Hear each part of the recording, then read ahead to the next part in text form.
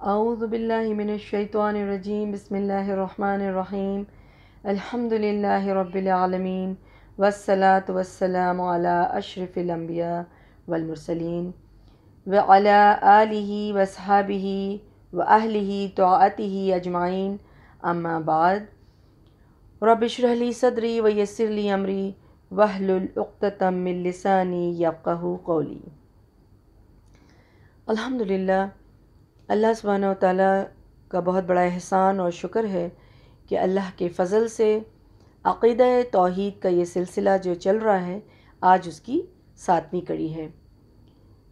پچھلے درس میں ہم لوگوں نے شرک کی قباحت کو جانا اور یہ دیکھا کہ اللہ سبحانہ و تعالیٰ نے شرک کو ظلم کہا ہے، اور ظلم بھی عظیم ظلم ہے، ظلم عظیم کہا گیا ہے۔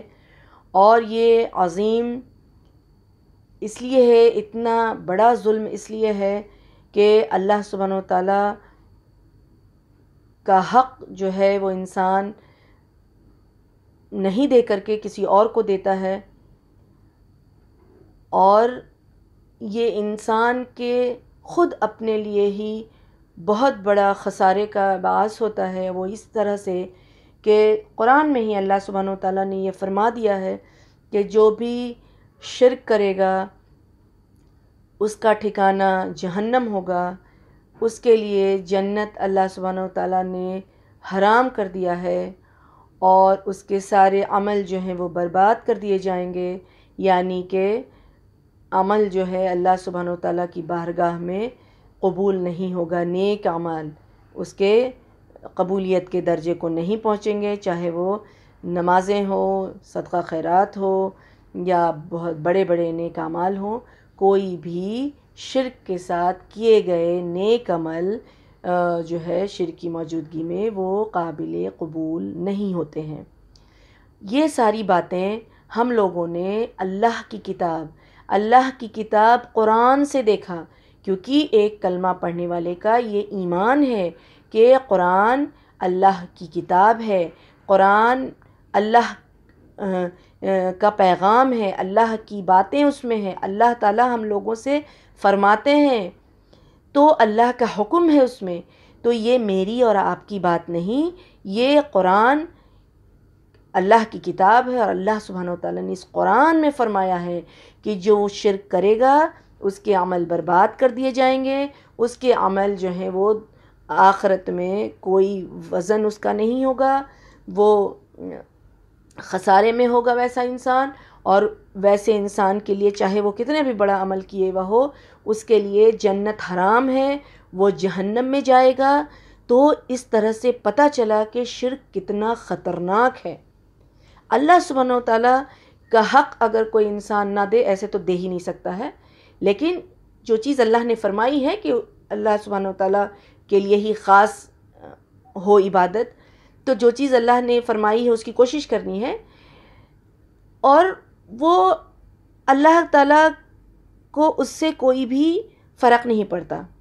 فرق تو پڑتا ہے انسان کے بذات خود، اس کے نفس پہ انسان خود خسارے میں پڑتا ہے۔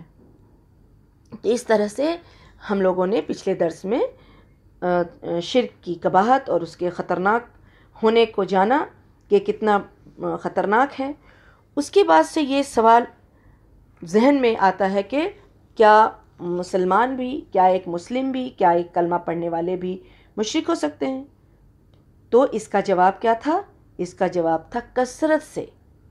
اللہ سبحانہ و تعالیٰ فرماتے ہیں، ہم اور آپ نہیں، یہ اللہ سبحانہ و تعالیٰ فرما رہے ہیں قرآن میں کہ وَمَا يُؤْمِنُ أَكْثَرُهُمْ بِاللَّهِ إِلَّا وَهُمْ مُشْرِكُونَ۔ ان میں سے اکثر اللہ پہ ایمان لاتے ہیں حالانکہ وہ مشرک بھی ہیں۔ تو بہت بڑی بات ہے یہ۔ اللہ سبحانہ و تعالیٰ سے دعا ہے کہ اللہ سبحانہ و تعالیٰ ہم سب کو سمجھنے کی توفیق دے اور پھر اس پر عمل کرنے کی توفیق دے۔ تو مسلمان بھی مشرک ہوتے ہیں، کلمہ پڑھنے والے بھی مشرک ہوتے ہیں۔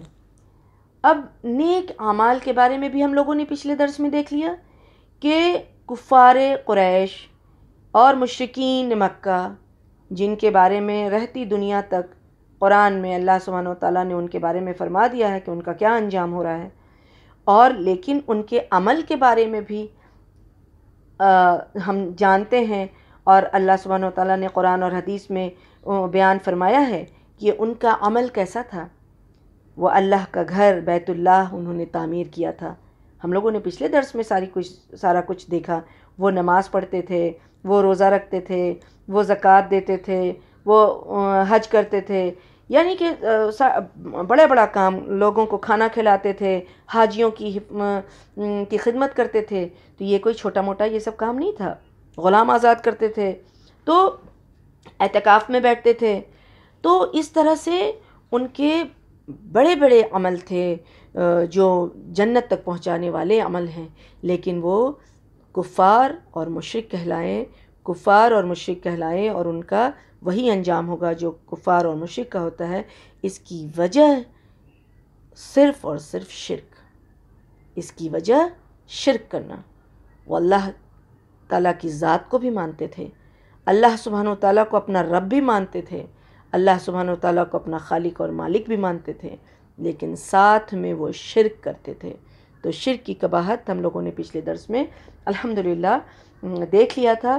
آج انشاءاللہ اس کے اقسام دیکھیں گے انشاءاللہ۔ اللہ سبحانہ و تعالیٰ سے دعا ہے کہ اللہ سبحانہ و تعالیٰ ہم سب کو شرک جیسی قباحت سے دور رکھے، اور ہر طرح کے شرک سے۔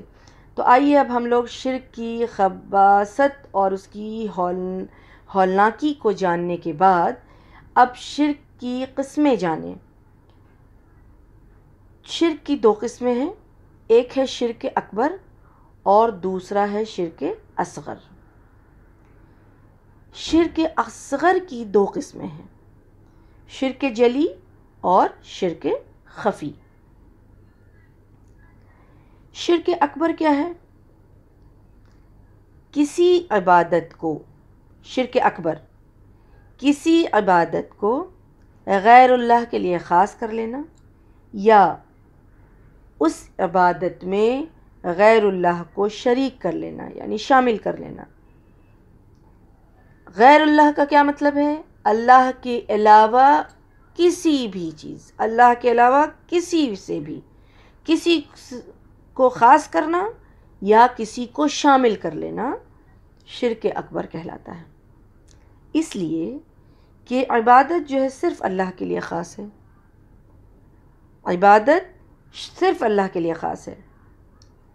تو جیسے دعا مانگنا کیا ہے؟ عبادت ہے، دعا عبادت ہے، اور حدیث میں آتا ہے کہ دعا ہی عبادت ہے۔ تو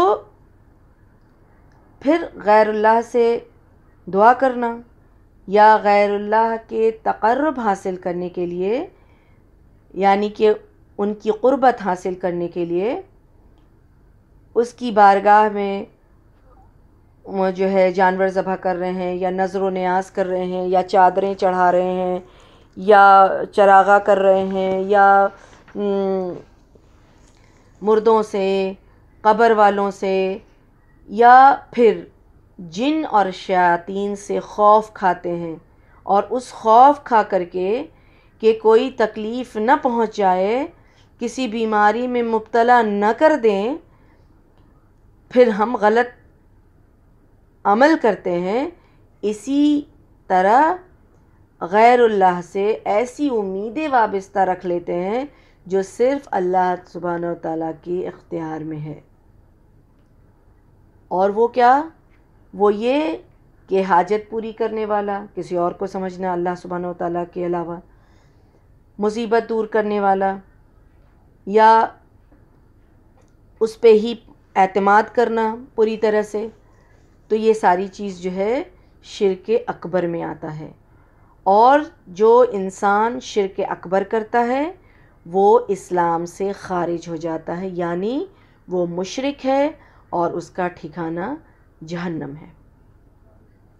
اللہ سبحانہ و تعالیٰ سورہ یونس آیت نمبر 18 میں فرماتے ہیں کہ اور یہ لوگ اللہ کے سوا ایسی چیزوں کی عبادت کرتے ہیں جو نہ ان کو تکلیف پہنچا سکتی ہے اور نہ تو ان کو نفع پہنچا سکتی ہے، اور کہتے ہیں کہ یہ اللہ کے پاس ہمارے سفارشی ہیں۔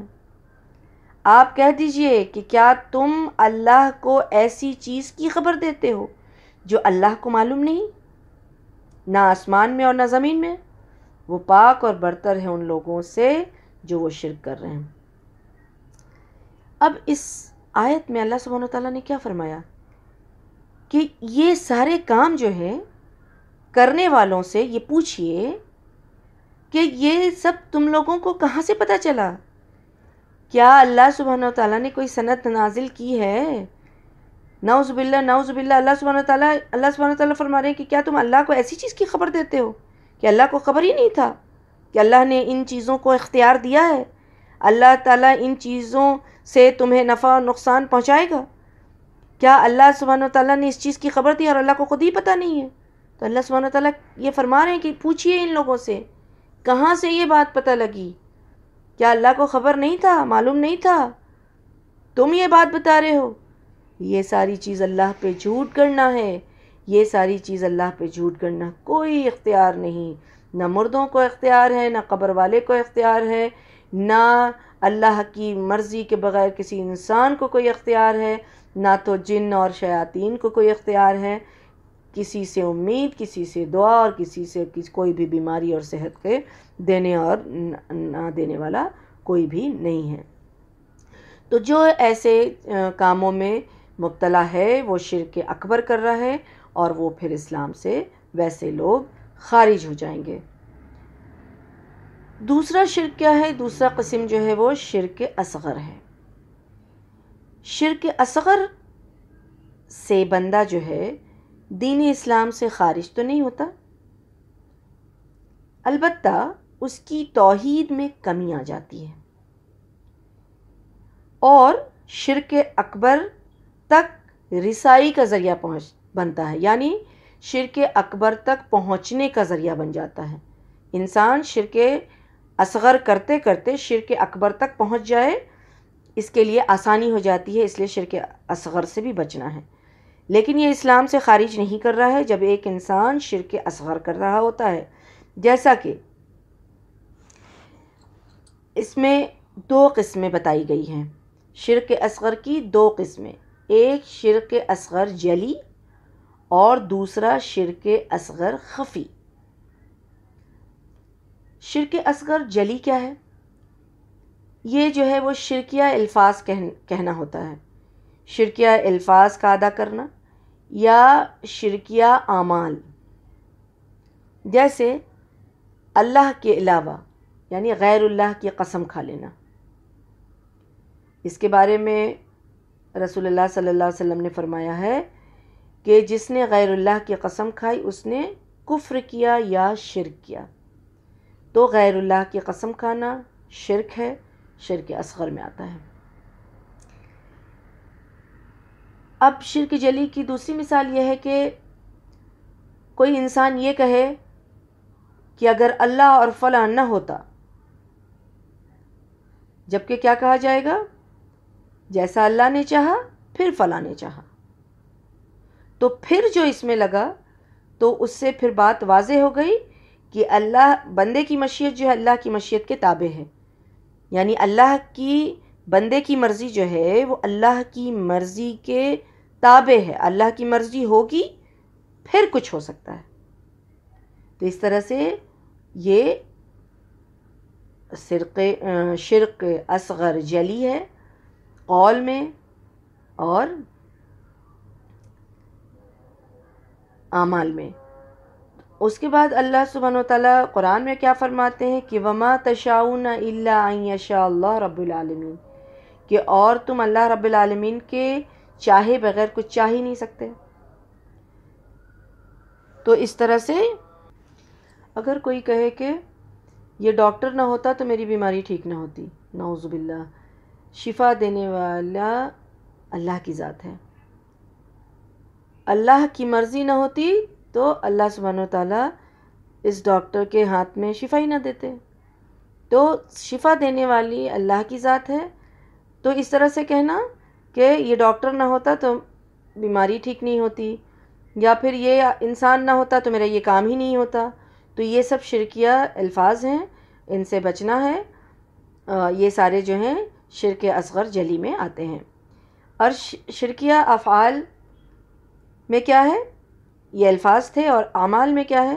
مثال کے طور پہ جیسے کڑے پہنتے ہیں کوئی میٹل کے یا لوہا یا پتہ نہیں کسی چیز کا، لوگ کچھ میٹل وغیرہ پہنتا ہے کڑا کے روپ میں یا انگوٹھی وغیرہ بنا کر کے، کہ وہ جو ہے ان کے پریشانیوں کا ازالہ ہوگا، یعنی ختم ہوگی پریشانی اور کسی مصیبت میں وہ نہیں پڑیں گے.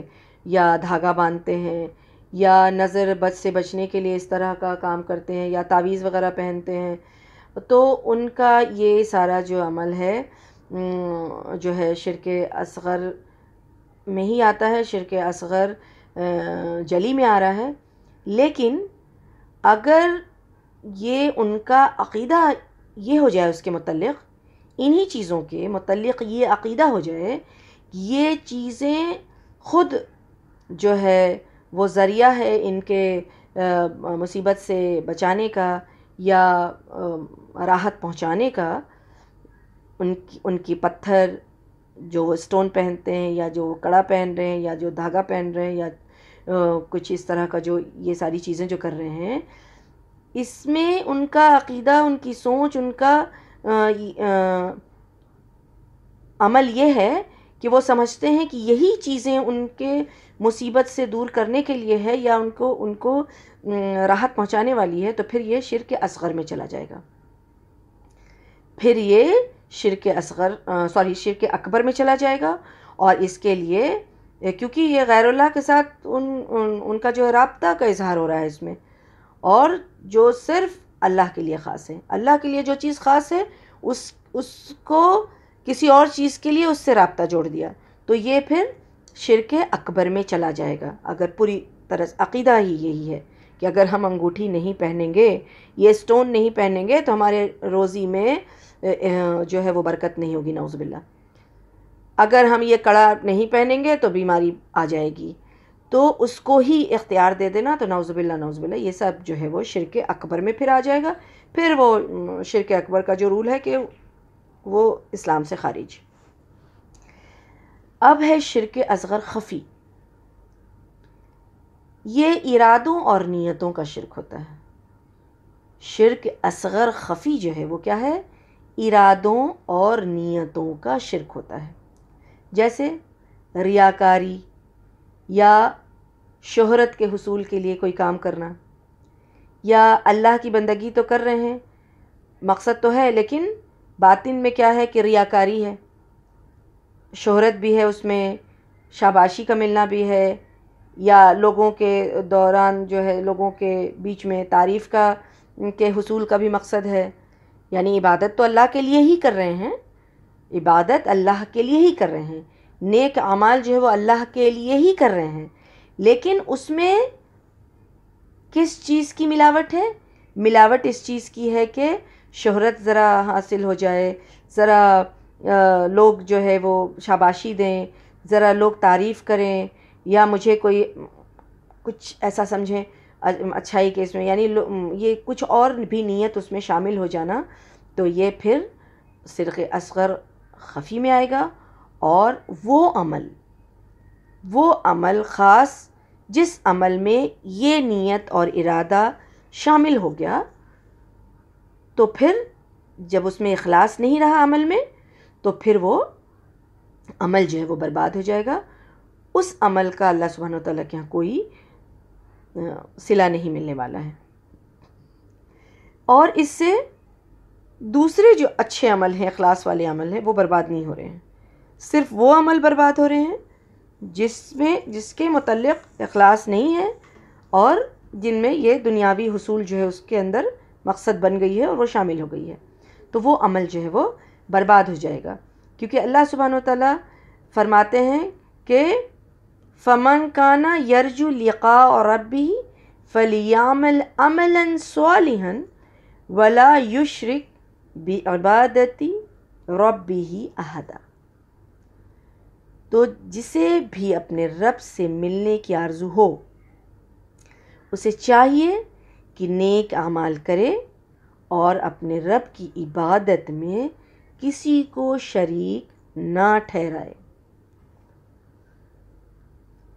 تو اس سے پتہ چلا کہ شرک اصغر خفی جو ہے وہ اس عمل کو برباد کر دیتا ہے جس عمل میں اخلاص نہیں ہے، اور وہ ان چیزوں عبادت اللہ کے لیے ہی کرتے ہوئے ان چیزوں کی ملاوٹ ہو جائے اس میں۔ رسول اللہ صلی اللہ علیہ وسلم کا فرمان ہے کہ مجھے تمہارے متعلق جس چیز کا سب سے زیادہ ڈر ہے وہ شرک اصغر ہے۔ لوگوں نے عرض کیا کہ یا رسول اللہ شرک اصغر کیا ہے؟ آپ صلی اللہ علیہ وسلم نے فرمایا ریاکاری، دکھاوے کے لیے کوئی عمل کرنا۔ تو جس طرح لوگوں کو دکھانے کے لیے کوئی دینی عمل کرنا شرک اصغر ہے، اسی طرح دنیاوی لالچ میں کوئی دینی کام کرنا بھی شرک خفی ہے۔ جیسے کوئی شخص جو ہے وہ صرف مال و دولت جمع کرنے کے لیے حج کرتا ہے، یعنی جاتا ہے کہ وہاں جائیں گے اور جا کے وہاں پہ بزنس کریں گے اور وہاں جا کے جو ہے پیسہ کمائیں گے، تو یہ جو ہے پھر اس میں ملاوٹ آ گیا۔ یا کوئی امامت کرتا ہے، یا کوئی دعوت دیتا ہے، یا کوئی علم حاصل کرتا ہے، یا کوئی جہاد وغیرہ کرتا ہے، تو ایسے کام میں بڑی عبرت ہے کہ اللہ سبحانہ وتعالیٰ ان کاموں کو قبول نہیں فرمائیں گے، وہ عمل جو ہے وہ اس کا کوئی صلہ نہیں ملے گا۔ توحید خالص کا مطلب ہی یہی ہوتا ہے کہ اپنے تمام اعمال و افعال، ارادہ اور نیت میں صرف اللہ تعالیٰ کی ہی ذات کو خالص سمجھا جائے، اس میں کسی قسم کی ملاوٹ نہیں ہو۔ شرک اکبر ہو یا شرک اصغر، یہ چیزیں توحید خالص کے منافی ہے، تو ان سے بچنا جو ہے وہ بہت ضروری ہے۔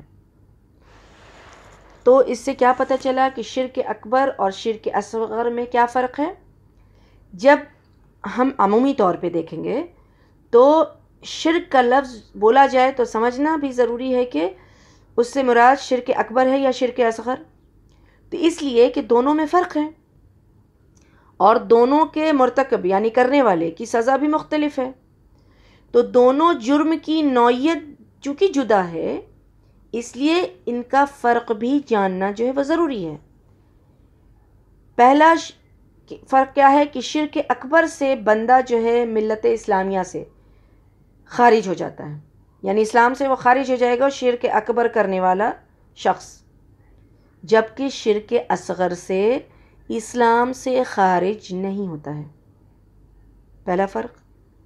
دوسرا فرق، شرک اکبر کا مرتکب یعنی کرنے والا، شرک اکبر کا مرتکب ہمیشہ ہمیشہ کے لیے جہنم میں رہے گا، اللہم لا تجعلنا منہم، جبکہ شرک اصغر سے اگر کوئی جہنم میں گیا بھی تو اس میں ہمیشہ ہمیشہ نہیں رہے گا، یعنی وہاں سے اپنے جرم کی سزا کاٹ کر کے نکل جائے گا انشاءاللہ۔ تو دوسرا فرق کیا ہوا؟ شرک اکبر کا مرتکب جو ہے کرنے والا جو ہے وہ ہمیشہ کے لیے جہنم میں جائے گا، جبکہ شرک اصغر کا کرنے والا جہنم میں اگر جائے گا بھی تو پھر وہاں ہمیشہ نہیں رہے گا۔ تیسرا فرق، شرک اکبر سے تمام اعمال برباد ہو جاتے ہیں، جبکہ شرک اصغر سے سارے اعمال برباد نہیں ہوتے، لیکن ریاکاری سے اس عمل کی جزا نہیں ملتی ہے جس میں ریاکاری یا دنیاوی کوئی حصول کی نیت اور ارادہ جو ہے وہ شامل ہو جائے۔ تو یہ تیسرا فرق تھا۔ چوتھا فرق کیا ہے؟ شرک اکبر کے مرتکب شخص کا خون و مال حلال ہے، جبکہ شرک اصغر میں ایسا کچھ نہیں ہے۔ خون اور مال حلال کا مطلب کیا ہے؟ ایک مسلمان کا خون اور مال جو ہے ایک مسلمان پہ حرام ہوتا ہے نا، جانتے ہم لوگ، یعنی کہ حرام ہوتا ہے، اس کو کوئی نقصان نہیں پہنچانا ہے، لیکن شرک اکبر کا جو مرتکب ہوتا ہے اس کا حلال ہے۔ جس طرح سے مشرکوں سے رسول اللہ صلی اللہ علیہ وسلم کو جنگ کرنے کی بھی کا بھی حکم ہوا اور جنگ بھی کیا، تو اس طرح سے شرک اکبر کے جو مرتکب ہیں کرنے والے ہیں اس شخص کا خون اور مال جو ہے وہ حلال ہو جاتا ہے، جبکہ شرک اصغر میں ایسا کچھ نہیں ہے۔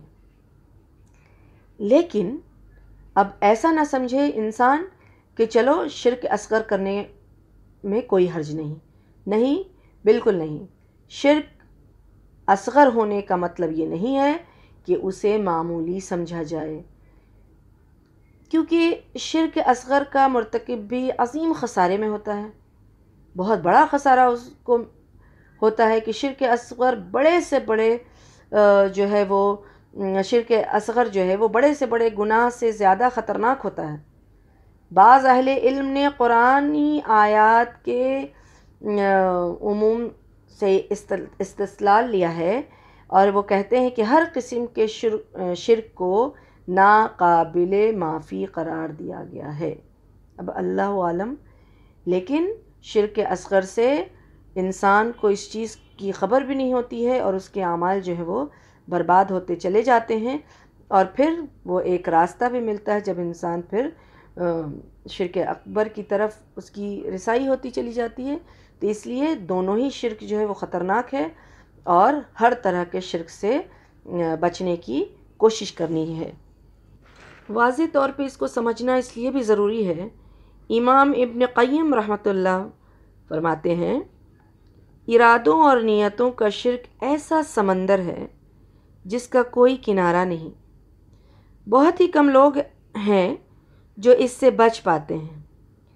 جس شخص نے بھی اپنے عمل سے اللہ کی رضا کے سوا کسی دوسری چیز کا ارادہ کیا، اللہ کی رضا کے سوا دوسرے کسی چیز کا ارادہ کیا، یا اللہ کے تقرب کے علاوہ کسی اور چیز کی نیت کی، اور اس سے اپنے نیک اعمال کا صلہ طلب کیا، تو اس نے اپنی نیت اور ارادے کا شرک کیا۔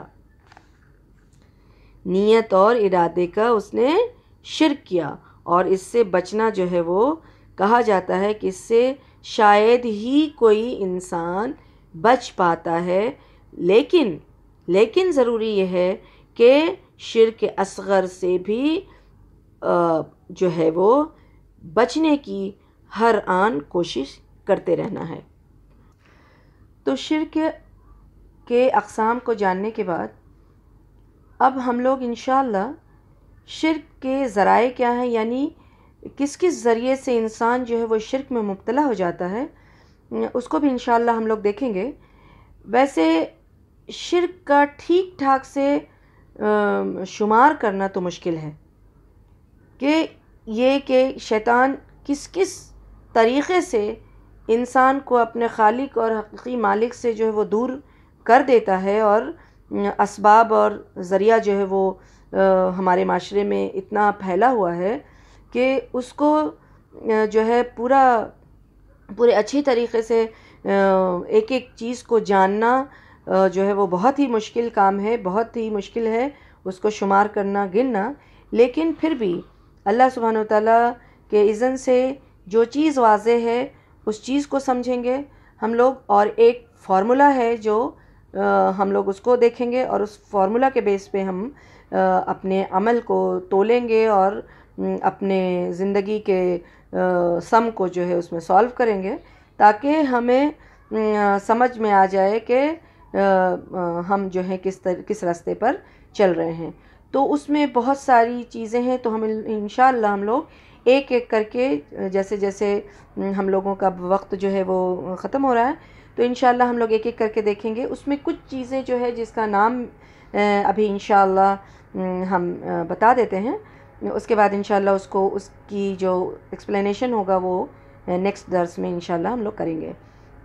تو اس میں بہت ساری چیزیں، جیسے سب سے پہلی چیز جو ہے وہ جہالت ہے، دوسری چیز ہے وہ تقلید شخصی ہے، تیسری ہے کہ علم کا جو وہ نصاب ہے، پھر کیا ہے کہ فلسفہ وحدت الوجود کا ہے، پھر حلول کا ہے، اور پھر اسی طرح سے اکابر پرستی ہے، قبر پرستی ہے، اور مزارات کی تعمیر اور مجاوری ہے، عرس اور میلے ہیں، تبرکات اور آثار سلف ہے، اور غیر اللہ کی نظر و نیاز ہے، اسی طرح سے غیر اللہ کے تقرب کی خاطر ذبح کرنا ہے، غیر اللہ سے فریاد رسی کرنا ہے، اور معجزات اور کرامات میں غلط فہمی کے بنا پہ وہ ہے۔ پھر اسی طرح سے مادہ پرستی ہے، اور ستارہ پرستی ہے، اور بھی کچھ اس طرح کی چند مثال ہے۔ تو انشاءاللہ اللہ سبحانہ و تعالیٰ کی اذن سے انشاءاللہ نیکسٹ درس میں ہم لوگ پھر کوشش کریں گے کچھ اس کے چیپٹرز کو کور کرنے کا۔ تو اللہ سبحانہ و تعالیٰ سے دعا ہے کہ اللہ سبحانہ و تعالیٰ ہم سب کو جو ہے وہ سمجھنے کی توفیق عطا فرمائے، اور اس چیز کو سمجھیں، اس کی قباحت کو، اس کی خطرناکی کو، اور ہم کسی طرح سے بھی اپنے ارادے کو یا اپنی نیت کو یا اپنے عمل کو، اپنے قول کو جو ہے شرک میں ملوث ہونے سے بچائیں، نہ ہونے دیں، اور اس کے لیے ضروری ہے کہ ہم اس چیز کو سمجھیں اور اپنے دل کو، اپنے ذہن کو صاف کریں کہ یہ ساری باتیں جو ہم لوگوں نے سنی اور ہم لوگوں نے جو کہی اور سنی، وہ ساری باتیں اللہ سبحانہ و تعالیٰ کی قرآن اور حدیث سے ہے۔ اس لیے ہمارا ایمان ہے کہ اللہ کی ذات اور اللہ کی کتاب جو ہے وہ سچی ہے، رسول اللہ صلی اللہ علیہ وسلم کا پیغام جو ہے وہ سچا ہے۔ تو ہمیں اس پر ایمان رکھنا ہے اور اس کو سمجھنے کی کوشش کرنا ہے، اور اسی کے مطابق اپنے عمل کو ڈھالنا ہے انشاءاللہ۔ تو اللہ سبحانہ وتعالیٰ سے دعا ہے کہ اللہ سبحانہ وتعالیٰ ہم سب کو سمجھائے، سمجھنے کی توفیق عطا فرمائے، اور اس پر عمل کرنے کی توفیق عطا فرمائے، اور ہر طرح کے شرک سے حفاظت فرمائے۔ الحمدللہ، آمین یا رب العالمین، وما علینا الا البلاغ۔